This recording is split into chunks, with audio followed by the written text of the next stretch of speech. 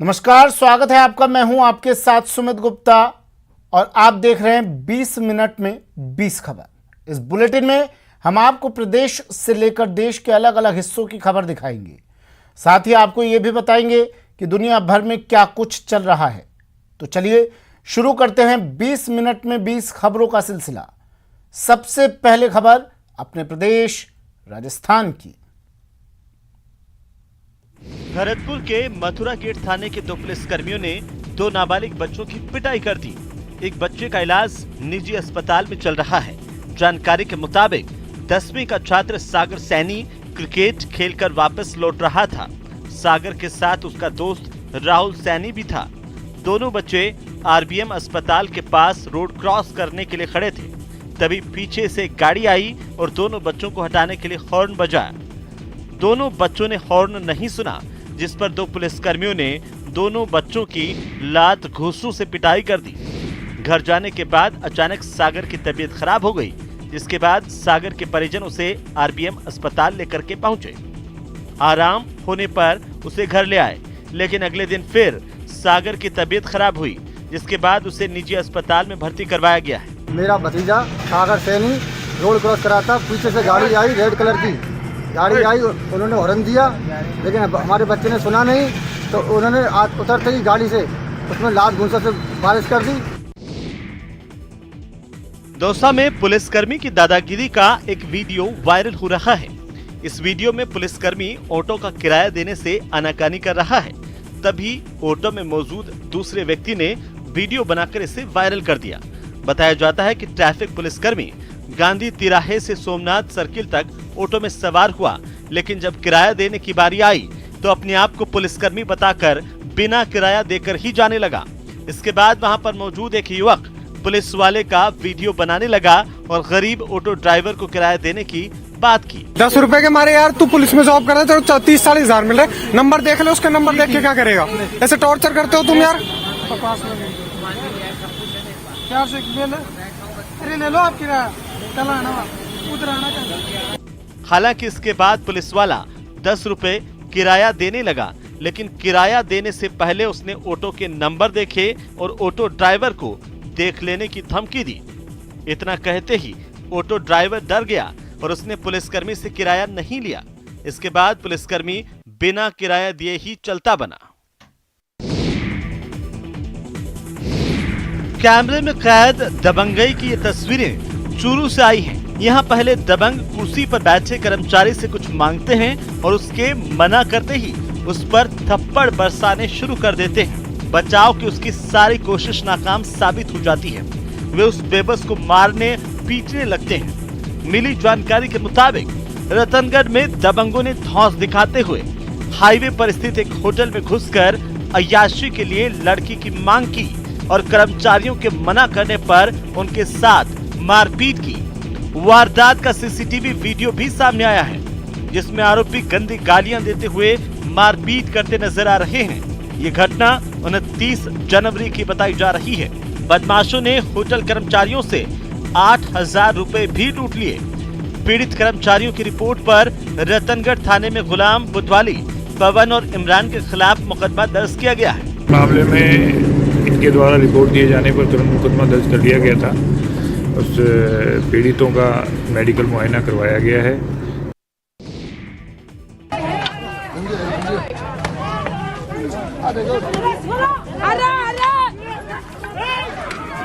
सरेआम संग्राम, सड़क पर भिड़ने वालों के हाथों में मोटे मोटे लठ हैं।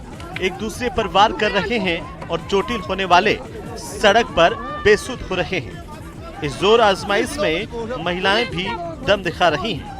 तस्वीरें जोधपुर की हैं।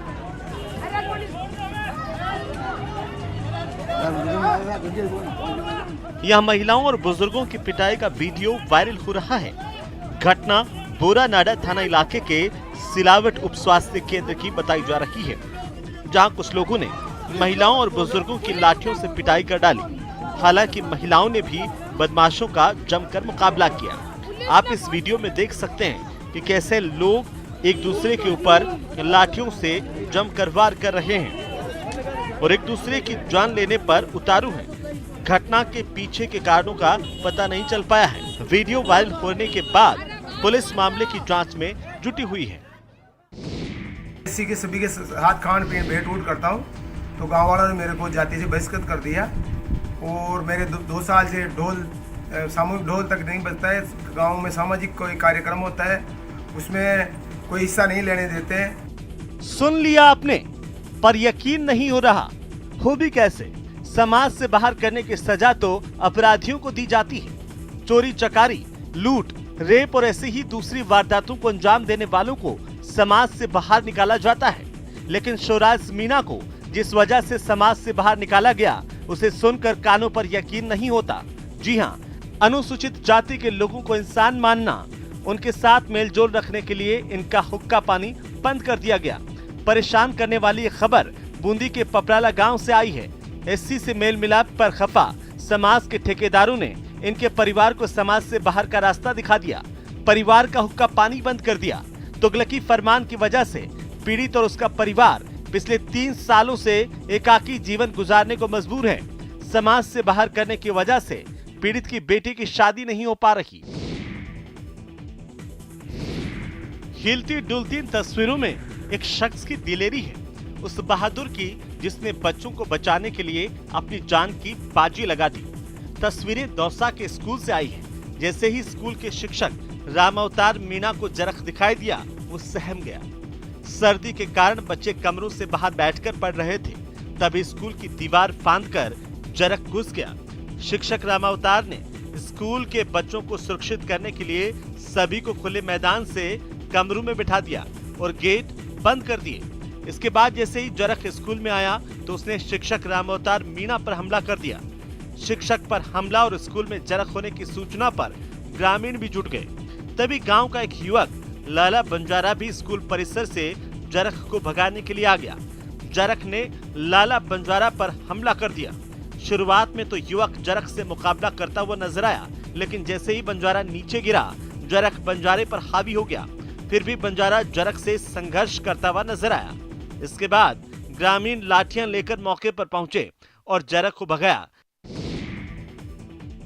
कोटा के किसान आंदोलन की राह पर हैं। भारत माला प्रोजेक्ट के दौरान निर्माण कंपनी की मनमानी के खिलाफ आंदोलन का ऐलान हो चुका है। भारतीय किसान संघ के प्रदेश मंत्री जगदीश कलमंडा ने कंपनी पर नहरी तंत्र को तहस नहस करने के आरोप लगाए हैं। जगदीश कलमंडा के मुताबिक किसानों को निकट भविष्य में भयंकर परेशानी आने वाली है। उन्होंने कहा कि निर्माण कंपनी और प्रशासन को लगातार चेतावनी के बावजूद गुपचुप तरीके से ब्लॉक डालने का काम कंपनी कर रही है। ऐसे में अब किसान खुद प्रोजेक्ट की निगरानी करेंगे और समाधान होने तक निर्माण कार्य पूरी तरह से बंद करवाया जाएगा। किसान के साथ में अन्याय किसान संघ किसी भी स्थिति में नहीं होने देगा। 7 तारीख से अनिश्चित काल के लिए भारत माला प्रोजेक्ट का पूरा कार्य बंद कराया जाएगा, जिसकी संपूर्ण जिम्मेदारी प्रशासन सरकार की होगी। पीआर वगैरह जो बनाई होगी, तो ये जो जितने भी अधिकारी थे ये आराम से ऐसी कमरों में बैठे हुए थे, इन्होंने बैठे बैठे ही दे दिया। सुना आपने, हैरान करने वाली ये असलियत उस अस्पताल की है जहां लोग सेहत की दवा लेने आते हैं। जी हां, कोटा के एमबीएस अस्पताल में अव्यवस्थाओं का आलम है। हालात ये है कि बीपीएल काउंटर पर दवा लेने के लिए मरीजों और उनके परिजनों को घंटों तक कतार में खड़े होकर इंतजार करना पड़ता है। इस दौरान कई बार हंगामा भी होता है।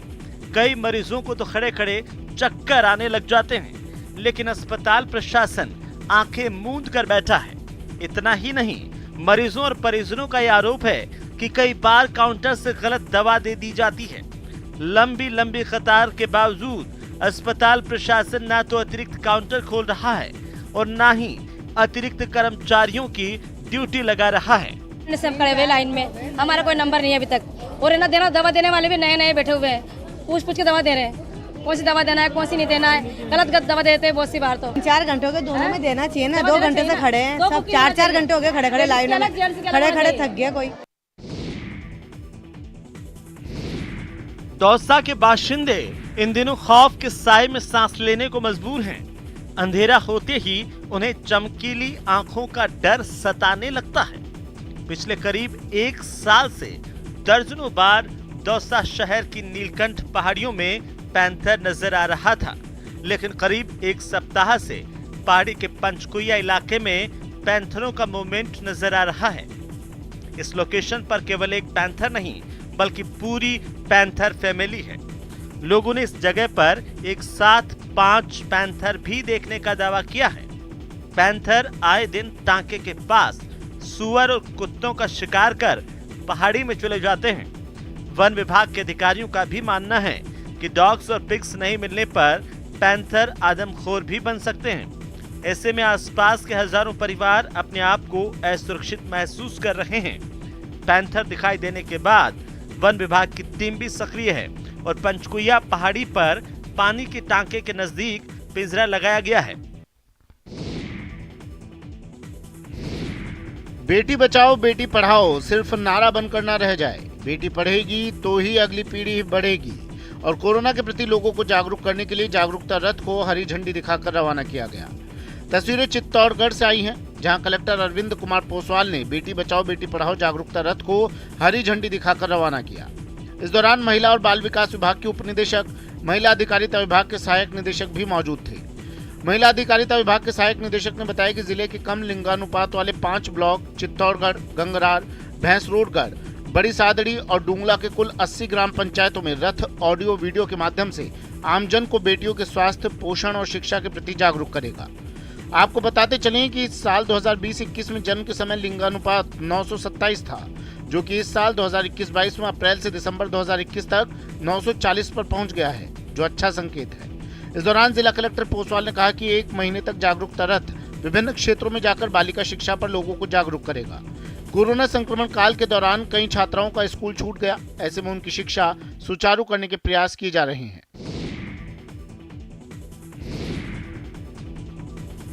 कृमिनाशक दवा से वंचित रहे बच्चों के लिए करौली में डीवर्मिंग मॉप अप राउंड शुरू हुआ।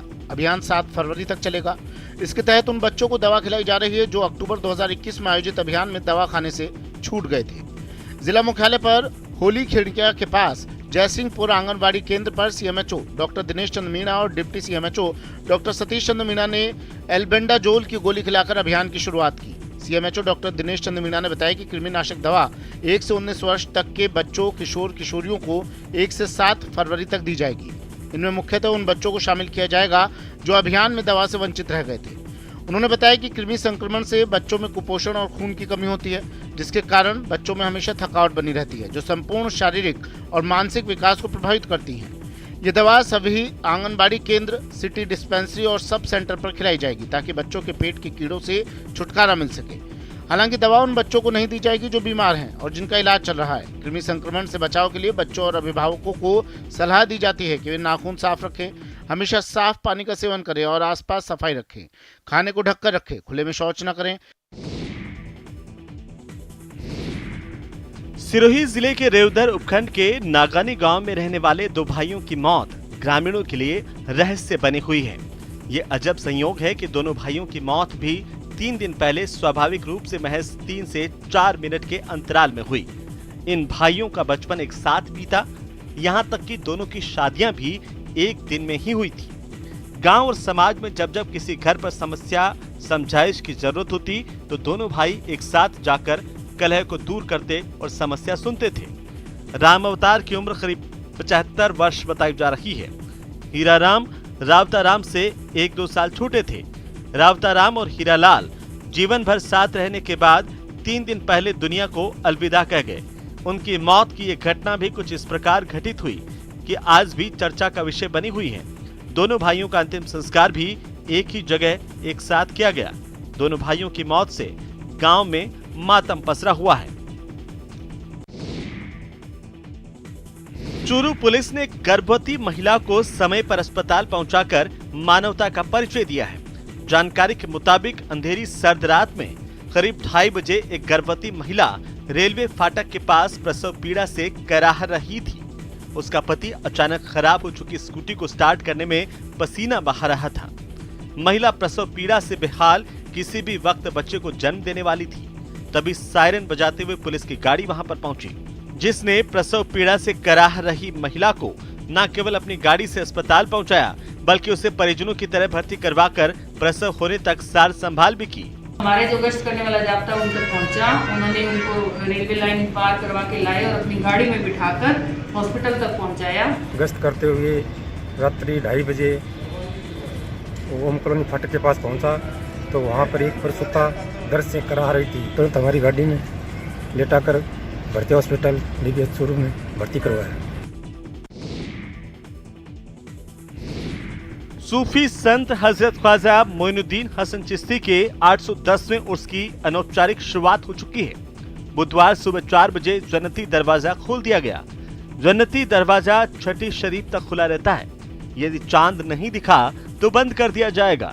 इसी बीच मंगलवार की रात को करीब 9 बजे से दरगाह शरीफ से संदल उतारकर जायरीन में तकसीम किया गया। ख्वाजा गरीब नवाज का जन्नती दरवाजा हर साल की तरह इस साल भी खुला और तमाम जायरीन अपनी अपनी अकीदत से यहाँ पर तवाफ लगा रहे हैं। ये चांद रात से खोला जाता है जन्नती दरवाजा और 6 रजब तक खुला रहता है। इसी बीच जायरीन के आने का सिलसिला तेज हो गया है। ख्वाजा मोइनुद्दीन हसन चिश्ती के 810वें उर्स में इस बार पाकिस्तानी जायरीनों का जत्था आएगा। इसके लिए बसों और सुरक्षा व्यवस्था समेत दूसरी तैयारियां शुरू कर दी गई हैं। पिछले साल कोरोना के कारण आने की अनुमति नहीं दी गई थी। जत्थे में शामिल सभी जायरीन व्यक्तिगत रूप से भी चादरें पेश करते हैं। इन 500 जायरीन के ठहरने की व्यवस्था सेंट्रल गर्ल्स स्कूल में की जाएगी। और चलिए अब देख लेते हैं कुछ अन्य राज्यों की खबरें। गढ़वा के हिसातू गांव के आदिम जनजाति के लोग इन दिनों बेहद परेशान हैं। दरअसल पंचायती स्तर पर इन परिवारों का नाम सरकार के ग्रीन कार्ड योजना के तहत जोड़ दिया गया है और इसके तहत परिवार के एक व्यक्ति को सिर्फ 5 किलो अनाज मिलता है। अब आदिम जनजाति के लोगों का भी इस योजना से नाम जोड़े जाने के बाद इनकी दिक्कतें ये है कि रोजगार के लिए इनके पास कोई साधन है नहीं। ऊपर से ग्रीन कार्ड योजना से नाम जोड़ने के बाद अंत्योदय योजना का लाभ मिलना भी बंद हो गया है। 2020 से ही अंत्योदय योजना के तहत इन परिवारों को लाभ नहीं मिल रहा है। अब इतने बड़े परिवार में अनाज सिर्फ 5 किलो ही मिले तो खाने के लाले पड़ेंगे ही। हालांकि अब पंचायत सेवक ने जरूर कहा है कि इन लोगों का नाम अंत्योदय योजना से डिलीट हो गया था, इसलिए इस योजना के तहत इन लोगों को लाभ नहीं मिल पा रहा था। लेकिन मार्च महीने से ही इन आदिम जनजाति के परिवारों को अंत्योदय योजना के तहत अनाज मिलना शुरू हो जाएगा।